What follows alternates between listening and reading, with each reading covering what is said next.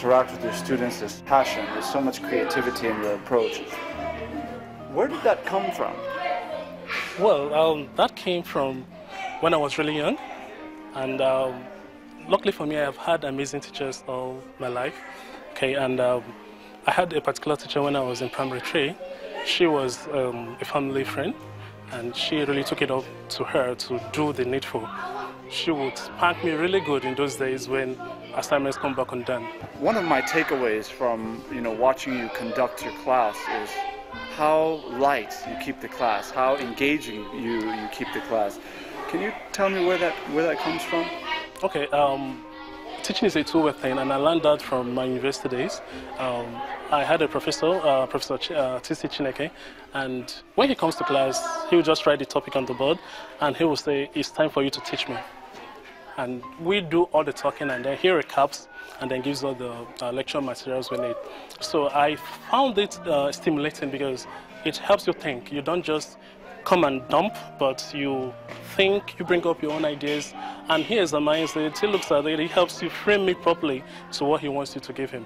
And for me, that is the best approach to teaching. It helps the learner to actually come up with ideas, and then you consolidate it, and then the learner will never forget that experience, actually.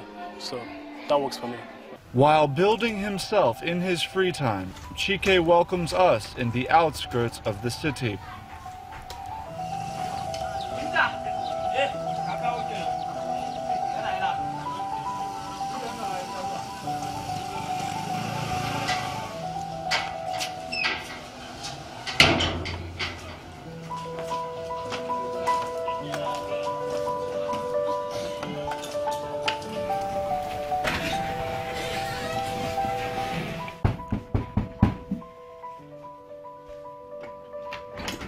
Hi, Chike. Ah, hello. How are you? I'm well, Ajay. Welcome. Come in. Thank you so much. Come in. Thank you. Yeah.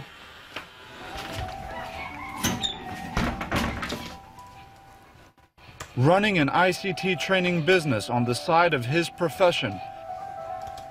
Heat and sweat do not stop Chike from working, even in the absence of electricity.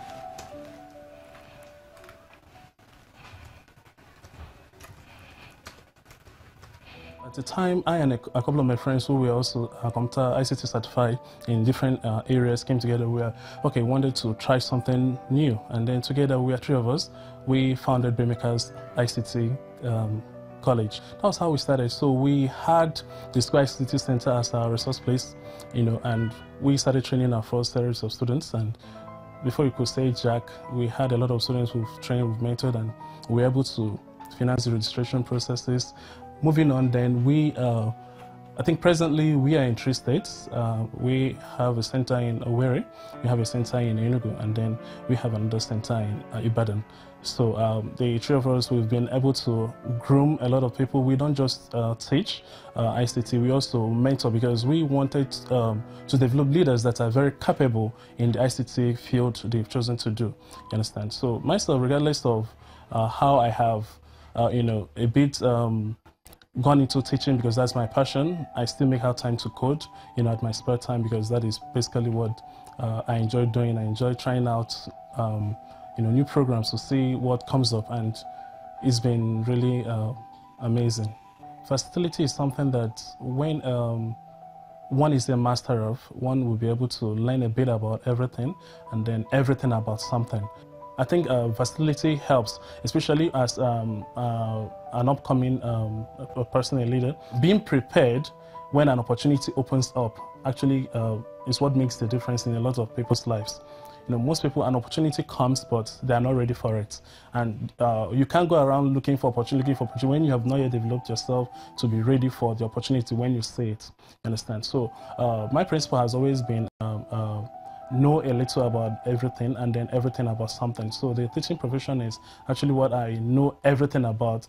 Okay, and that has helped me to always keep on developing myself, going for training and retraining courses in order to make sure that I really know all I need to know about that. During his time engaging with other young African leaders in the Yali program, Chike learned how to embrace opportunity. Who finds it hard to make it here in Nigeria, will definitely find it tougher to make it anywhere in the world. Reason being that Nigeria, we have a lot of opportunities actually, but as I believe you must be prepared in order to really see that that is an opportunity. You understand? A lot of people make money off things that normal people will say, okay, no, this is nothing. People make money off garbage, serious money, and I mean millions of naira of garbage, helping to recycle plastic bottles and stuff like that. It's money, but an ordinary person, an untrained mind will pass by and say, this is rubbish. You understand? So I think young people in Nigeria need to open up their eyes to see the opportunities all around. When I was in school, and even I still do that now, although more of like a contract and stuff, I do events. I have those, I love it when I see an event happen properly and in a nice way. So I help people plan their events, people that don't just have an idea what to do, and I'm okay, let's do this, you understand? So I see it's an opportunity because most times people plan the events themselves, but at other times, a lot of people are like, I'm so busy with work, this, that, I need somebody that could do this, you understand? So it's an opportunity. In school, I used to make cakes for people. I used to bake for people. I used to, help people cook for if they have little parties and stuff like that. And all that is an opportunity. Some people will say, no, I can't do that. Guys don't have a place in the kitchen. All that kind of stuff. It's a woman's thing to be in the kitchen cooking and slaving all day. But it's an opportunity, and a lot of guys actually are now beginning to see it's a big opportunity, and they're going into it, and they're really making money out of it. So I think the basic thing is one to train his or her mind to identify opportunities where he or she sees them, and then to key into it.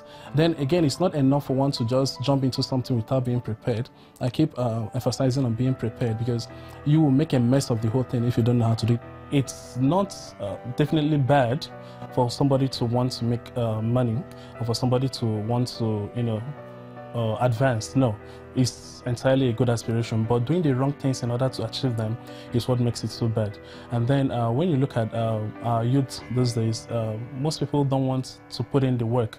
You understand? Like myself, I multitask. I do a lot of things in order to, be able to afford the things I need and to be where I am. Nothing prevents me from sitting there, really lying down on the couch, cross my legs, and wait for things to happen. It's not going to happen. That's not how things work. So one have to put in the work and then reap the benefits thereof.